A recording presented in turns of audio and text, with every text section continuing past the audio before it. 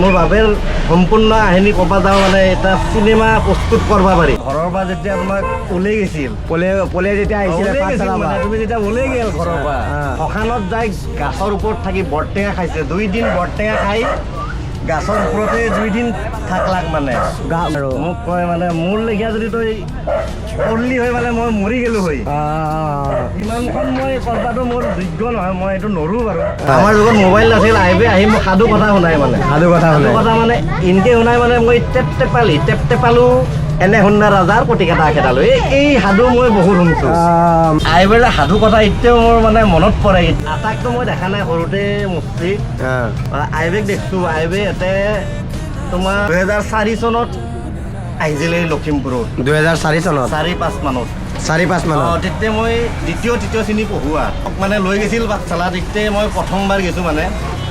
মোৰ আইবেৰ লগত আছিল 96 ইয়াৰ্ছত মস্তি মোৰ আইবে